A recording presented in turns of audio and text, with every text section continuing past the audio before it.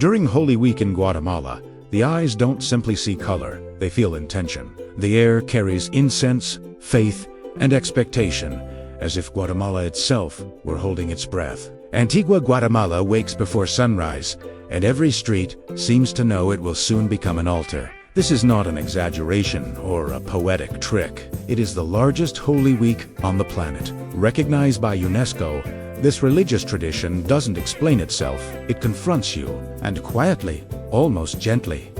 It asks an unsettling question. Why create something so beautiful, only to let it disappear? The answer never arrives all at once, and perhaps that's the point. Holy Week in Guatemala teaches, from the very first moment, that not everything is meant to last. The alfombras of Guatemala, made from dyed sawdust, flowers, fruits, and pine needles, are born knowing they will be destroyed by the Holy Week processions. This is not carelessness. It is ritual. It is devotion in its purest form. Ephemeral art here isn't a modern concept. It is ancestral wisdom. The collective memory understands that value does not live in permanence, but in offering. And anyone trying to photograph everything soon realizes that the essence refuses to be captured. There is a quiet irony that reveals itself quickly in a world obsessed with saving, archiving, posting, and owning.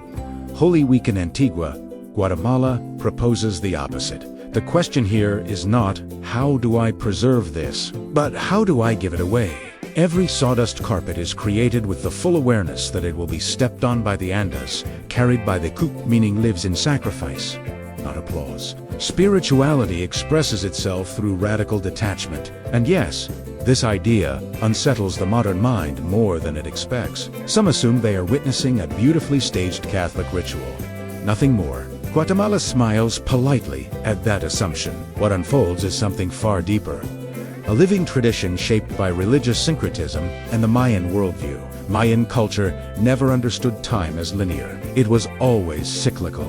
Death was never an ending, but a transition. In Tatlohikart, born to die, makes perfect sense. It mirrors the rhythm of nature, of existence itself. The street becomes an open book, but only for those willing to read symbols instead of explanations.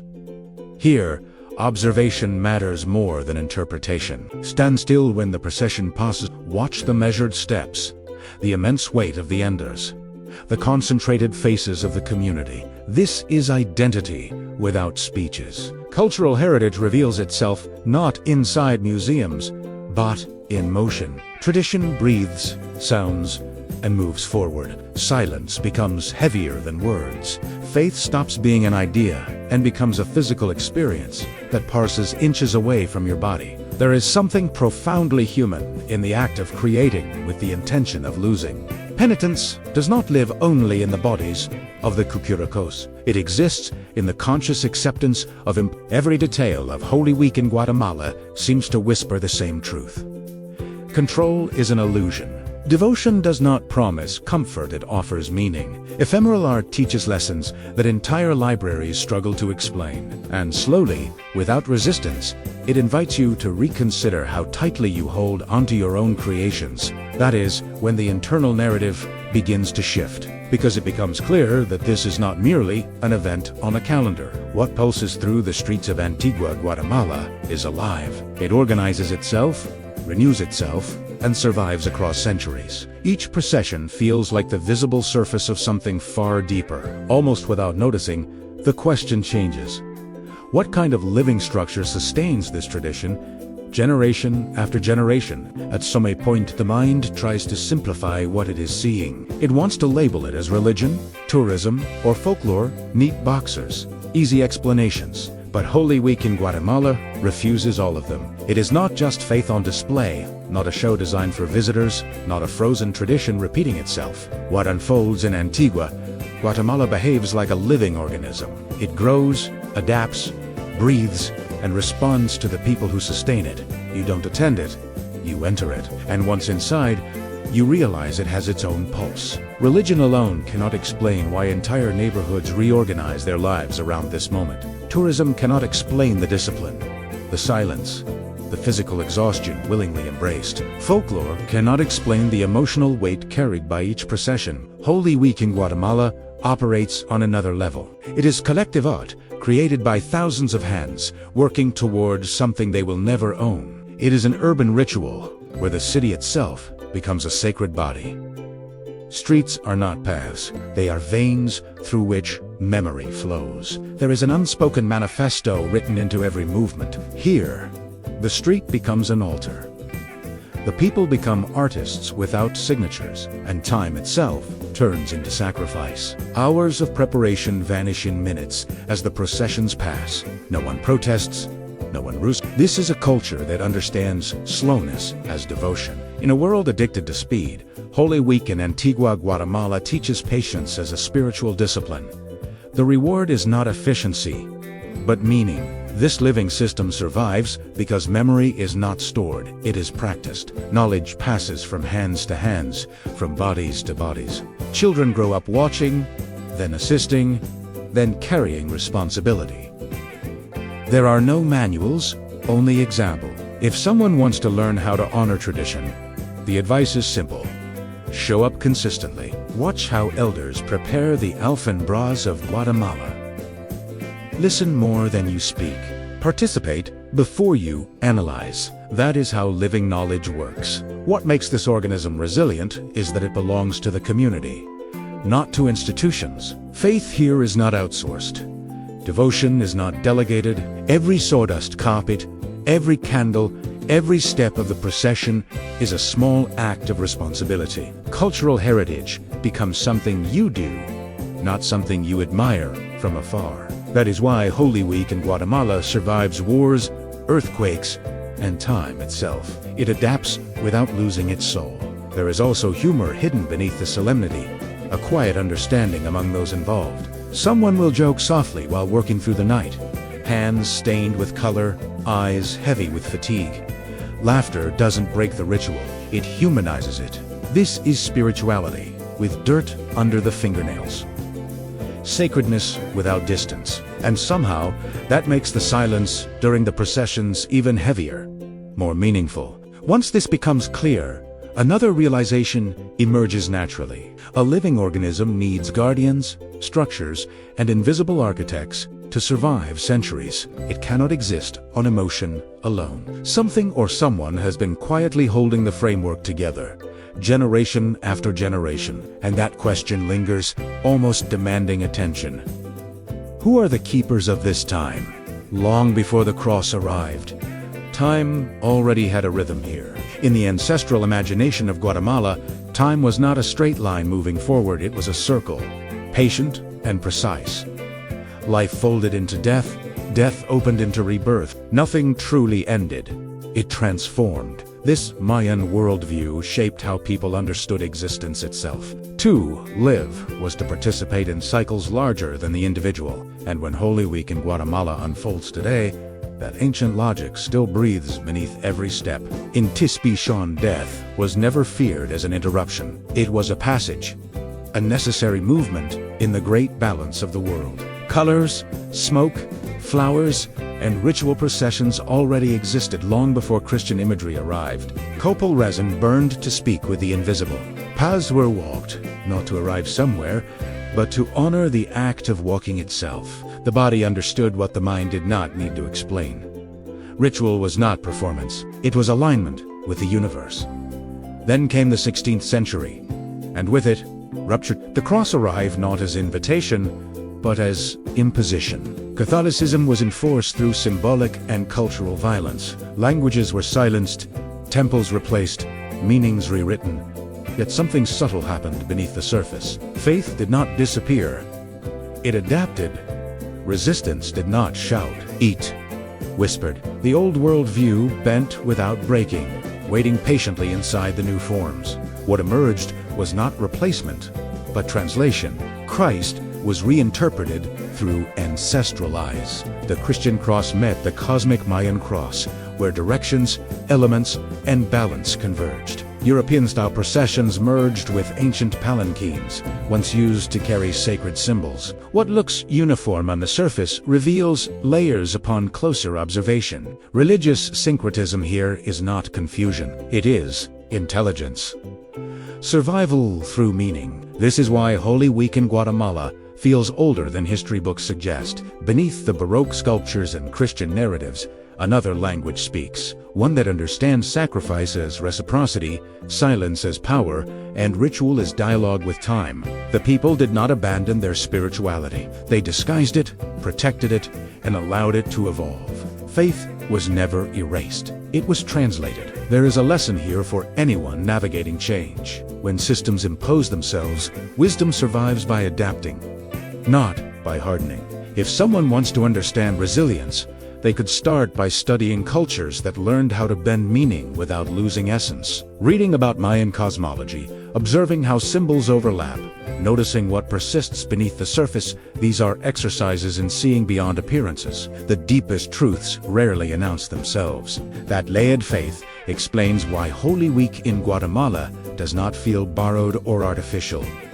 It feels rooted. It feels inevitable. Every ritual carries ancestral memory, even when participants cannot fully articulate it. The body remembers what the language forgets, and that memory flows quietly, waiting for the structures that protect and organize it to come into focus. Because traditions this complex do not survive on belief alone. They require guardians, people who carry responsibility as inheritance. And as the layers of faith deepen, another question naturally rises. Who has been holding these rituals together, century after century, without letting time erase them? Every living tradition needs a spine. In Holy Week in Guatemala, that spine has a name. They are not visible at first glance, but everything depends on them. These brotherhoods organize, preserve, and protect the rituals that define the season. They are responsible for the images, the enders, the schedules, and the continuity itself. Without them, the processions would lose coherence. With them, time remains organized. Historically, the cofradías were more than religious groups. They functioned as spiritual, social, and cultural structures within the community. In moments when institutions failed or disappeared, they safeguarded not only faith, but order, memory, and belonging. Their structure crosses centuries without breaking, adapting quietly as generations change. Holy Week in Antigua, Guatemala, does not exist because of spontaneity. It exists because someone remembered, planned, and prepared long before the first candle was lit. On a human level, membership is rarely a personal decision. It is inheritance. Grandparents passed responsibilities to parents, parents to children. Promises are made not for a season, but for a lifetime. To belong is not a hobby. It is destiny. You don't join a procession. People say softly, you inherit it. And that sentence carries more weight than it seems. Responsibility inside a cofradia is learned through observation, not instruction. You watch how images are handled, how silence is respected, how schedules are honored. Mistakes are corrected gently, firmly, and without drama. The goal is continuity, not perfection. If someone wants to understand leadership rooted in service, this is a powerful example. Authority here comes from care, not control. There's also sacrifice hidden behind the order. Members invest time, money, and emotional energy without expecting recognition. Many work all year for a single week that will pass in silence. Their reward is not visibility, but coherence. Cultural heritage survives because people choose responsibility over comfort. That is a lesson, isoli, transferable to any meaningful project in life. What makes the cofradias remarkable is their invisibility. They do not dominate the scene. They enable Italiano. They hold the structure so others can experience transcendence. In a world obsessed with personal branding, this quiet guardianship feels almost radical. It reminds us that legacy is built behind the scenes. And yet, even with all this structure, there is a moment when control must be surrendered, when preparation meets destruction, when beauty is offered fully, knowing it will be erased. That moment arrives on the ground, at street level, where hours of work wait patiently for their final purpose. It usually begins long before the sun considers rising. Streets close quietly, conversations lower their volume, and hands begin to work. The alfombras of Guatemala are not rushed creations. They are deliberate acts of devotion. Dyed sawdust is prepared in advance. Colors chosen with intention. Flowers, fruits, and pine needles are placed one by one. Some families will work for 10 or 12 continuous hours, knowing exactly how little time the finished work will survive. The process itself is almost meditative. Movements repeat, patterns slowly emerge, and fatigue becomes part of the offering. Designs are never random. They carry symbols, biblical scenes, geometric shapes, and ancestral references. Each alfombra is a silent message laid on the ground. No signatures, no ownership, no permanence, just presence. And in that simplicity, something profound takes shape. What matters here is not talent, but commitment. You don't need to be an artist to participate, only willing. Children learn by handing colors, elders guide with quiet authority. Mistakes are corrected gently, because perfection is not the goal. If someone wants to practice humility, this is a good place to start. Create something meaningful, knowing you will not keep it. That exercise alone reshapes how value is understood. The meaning behind the alfombras is radical in its honesty. This is art without possession, beauty without permanence, an offering without conditions. In a culture trained to preserve and accumulate, Holy Week in Guatemala proposes surrender instead. The alfombra is not incomplete because it disappears. It is complete because it accepts its fate, and that lesson lingers far longer than the colors themselves. There is always a moment of intentional stillness before destruction. Silence thickens, people step back, cameras lower. Everyone knows what comes next. When the first enda touches the alfombra, no one gasps. There is no shock, only acceptance. The act feels ceremonial, almost tender. The work fulfills its purpose, not by surviving, but by being crossed. This is often the emotional peak for those witnessing it for the first time. The realization hits quietly.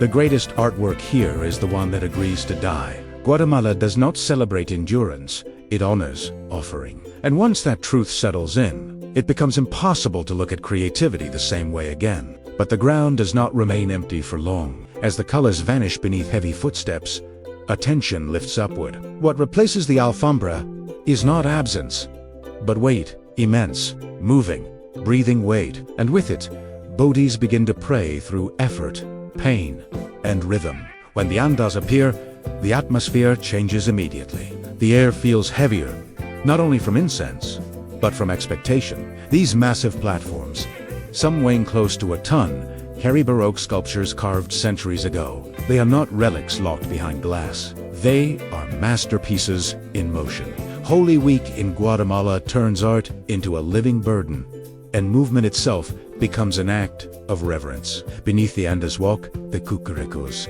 dressed in deep purple that slowly turns to black as morning intensifies. Their steps are not spontaneous. Each movement is calculated, measured, and synchronized. Pain is not avoided. It is embraced. Physical strain becomes prayer, and discomfort becomes language. In this tradition, faith is not spoken, it is carried. The body takes on a role the mind cannot fulfill alone. Shoulders burn, legs tremble, breathing grows heavy. And yet, no one breaks formation. Silence dominates, interrupted only by the sound of marching feet and slow funeral marches. The discipline is collective. If one person rushes, everyone suffers. This is devotion that demands awareness of others, not just oneself. There is something deeply instructive in this rhythm.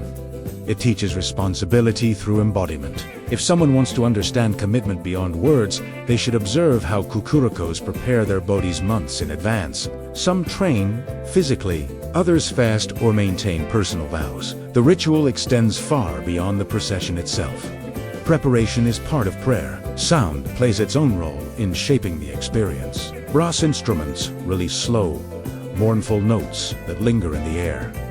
Incense thickens perception, breathing becomes audible, shared, almost synchronized. And then, unexpectedly, silence takes over again, a silence so dense it feels intentional. This auditory landscape turns the procession into a moving meditation. For those watching, it becomes clear that this is not performance. No one smiles for the crowd. Eyes stay forward, focused inward. Pain is not dramatized. Eat is accepted. The cucurecos do not carry the enda to be seen. They carry it to fulfill something promised long ago. Devotion here has weight, literally and symbolically. And as the procession advances, another realization surfaces. This embodied prayer does not exist in isolation. It takes different shapes depending on where it unfolds. Geography, language, and ancestral identity reshape the same faith into distinct expressions. The road continues, and with it, the question shifts once more. How does one tradition become many without losing its soul? Faith may be one, but it never speaks with a single voice. In Guatemala, Holy Week reveals its depth by changing its tone from city to city. The ritual remains recognizable, yet the soul shifts subtly with the land. Geography shapes devotion, language reshapes silence, and history leaves distinct fingerprints on the same sacred calendar. To witness this is to understand that unity does not require uniformity. In Antigua, Guatemala, everything feels amplified. This is the global epicenter, where Holy Week reaches monumental scale. Processions can last up to 20 hours, moving slowly through cobblestone streets framed by colonial facades. Alfombras stretch 4 blocks, layered and complex, demanding entire communities to bring them to life. The atmosphere is dense, almost cinematic. Here, the world watches and Antigua carries that weight with quiet dignity. Quetzaltenango, however, speaks a different dialect of devotion. The geometry of its processions reveals ritual precision.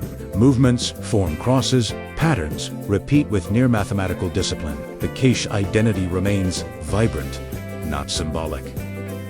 Indigenous presence is not background, it is structure. Holy Week here feels more inward.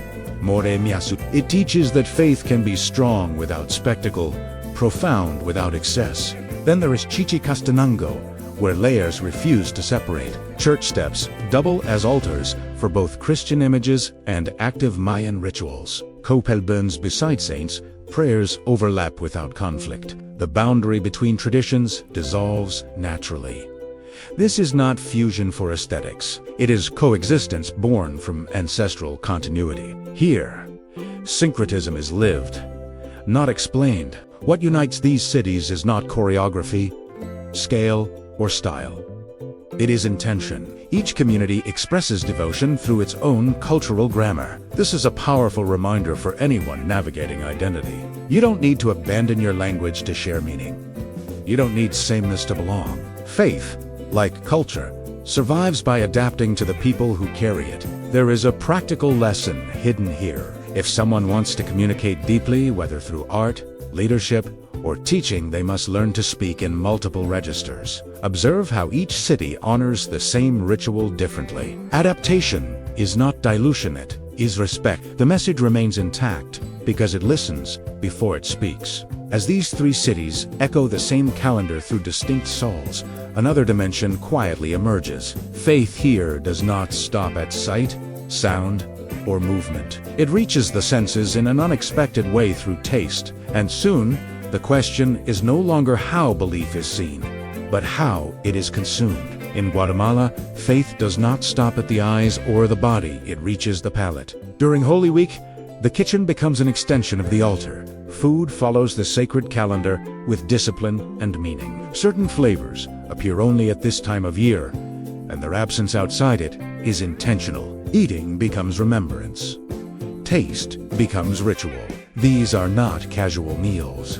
Bacalao a la vizcaína arrives heavy with history, prepared slowly, patiently, often following family recipes older than memory itself. Cortito balances sweetness and acidity, mirroring the tension between suffering and renewal. Torreas and mallets soak in syrup, reminding everyone that sweetness follows restraint. Even traditional drinks obey the season. Nothing here is accidental. What matters is not sophistication, but symbolism. Meat disappears, restraint enters, and simplicity becomes devotion. The body participates in penitence, not through punishment, but through awareness. If someone wants to experience this fully, the advice is simple. Eat what the calendar dictates, not what desire demands. Respecting seasonal food is a quiet form of spiritual alignment. Families gather to cook together, passing techniques the same way stories are passed through repetition. No written instructions, only memory. A grandmother corrects the syrup's thickness by instinct. An aunt knows exactly when the oil is ready. This is cultural heritage, transmitted through flavor, identity preserved not on paper, but on the tongue. There is something grounding about this rhythm. In a world disconnected from time, Holy Week in Guatemala re-teaches patience through cooking. Slow preparation mirrors slow processions. Waiting becomes meaningful again. Anyone seeking more presence in daily life could learn from this cook with intention. Eat without distraction, honor time through process. The message is subtle but firm. Spirituality is not abstract. It lives in daily choices. What you eat, when you eat, and how you prepare it shapes your relationship with meaning. Faith here is practical. It feeds before it explains, and as the aromas fade and the week advances, another shift occurs. What was once intimate becomes visible to the world. Cameras return, headlines form, and global recognition steps in. The question now changes again. What happens when something deeply local is suddenly seen by everyone? There comes a moment when something deeply rooted is suddenly noticed from the outside. In 2022, Holy Week in Guatemala received recognition from UNESCO as intangible cultural heritage of humanity. Headlines followed. Cameras multiplied. The world looked closer. For many observers, it felt like validation. For the communities involved, it felt more like acknowledgement of something that had never asked for permission. This recognition did not change the ritual. It revealed it. Holy Week was already alive, already complex, already sacred. UNESCO did not create its value. It simply named it. The tradition did not need an external seal to exist. It had survived centuries of silence, rupture, and transformation long before global attention arrived. Recognition came late, but respectfully. There is an important distinction here. This is not folklore staged for consumption. It is memory in motion. It moves whether or not anyone is watching. That difference matters. When culture is performed only for an audience, it weakens. When it is lived, it strengthens. Holy Week in Guatemala belongs to those who carry it, not to those who document it. Global attention, however, brings responsibility. Visibility can protect, but it can also distort. Communities understand this instinctively. They do not adjust the ritual to meet expectations. They maintain discipline, silence, and rhythm. The sacred does not negotiate with trends. That refusal is precisely what keeps the tradition intact. There is a lesson here for creators, leaders, and cultural guardians everywhere. Recognition is not the goal, coherence is. External validation should never replace internal meaning. If someone builds something rooted in purpose, attention may come later. And if it never comes, the work still matters. Holy Week teaches that endurance is more important than applause. For the people of Guatemala, this moment is not about celebration, but continuity. The ritual remains demanding. The sacrifices remain real. The silence remains heavy. Nothing is softened for the sake of visibility. Memory continues to walk the streets, exactly as it always has. And as the processions move forward, as alfombras vanish and music fades, a final question lingers quietly. When everything visible disappears, when recognition fades, and the streets return to normal, what truly remains? When the last alfombra is swept away, something curious happens. The streets return to stone. The colors fade into memory, and the incense dissolves into ordinary air. Yet nothing truly ends. Holy Week in Guatemala does not leave emptiness behind, it leaves resonance. Faith does not collapse with a ritual. It lingers quietly, settled deep in the community's rhythm. What disappears from sight remains active within. There is no applause at the end, no closing ceremony to signal completion. People simply return home, tired, silent, fulfilled. That simplicity is intentional. The ritual was never meant to impress, it was meant to be lived. In this way, Holy Week teaches one final lesson. Meaning does not need witnesses to exist. It only needs commitment. Those who experienced it understand that this is not something you watch from a distance. The Semana Santa of Guatemala is not consumed like content. It is crossed step by step, breath by breath. You don't leave it unchanged. It rearranges perception, softens urgency, and recalibrates what feels important. The memory settles slowly, like dust after movement. This is why people return year after year, not to see the same thing again, but to feel it differently. Each passage through the ritual reveals a new layer. What once felt like spectacle becomes discipline. What felt heavy becomes grounding. What seemed foreign becomes familiar. Tradition proves itself alive by continuing to teach. There is also an invitation hidden here. You don't need to be Guatemalan to learn from this rhythm. Anyone can practice presence, surrender, and intention in their own life. Create something knowing it won't last. Honor time instead of rushing it. Carry responsibility without expecting recognition. These are transferable forms of devotion. Holy Week in Guatemala does not offer answers. It offers experience. It does not explain faith, it embodies it. And when the streets finally empty, the lesson remains quietly intact. Spirituality is not what you keep, it is what you are willing to offer fully. And somewhere between silence and memory, the path remains open, waiting for whoever is ready to cross it. If everything you've seen here were to disappear tomorrow, what would you keep? That is the quiet question Holy Week in Guatemala leaves behind. Not as a challenge, but as an invitation. An invitation to rethink how you relate to time, to faith, to culture, and even to your own daily rituals. Because this tradition is not asking to be admired, it is asking to be applied. What would change if you treated your work, your relationships, or your creative projects as offerings rather than possessions? What if beauty didn't need to last forever to matter? What if silence, patience, and intentional effort became part of how you move through life? Guatemala doesn't give formulas, it gives lived examples, and those examples are surprisingly practical. You don't need to travel to Antigua, Guatemala to start.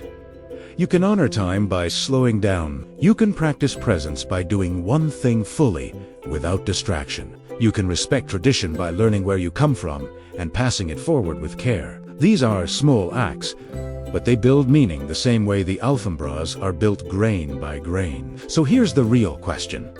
Are you willing to cross this tradition, or will you only observe it from a distance? Because the Semana Santa of Guatemala does not belong to spectators. It belongs to those who allow themselves to be changed by what they witness. If this journey expanded your perspective and sparked curiosity about culture, faith, and human meaning, stay with us. Subscribe to the channel, activate notifications, and continue exploring stories that don't just inform, they transform.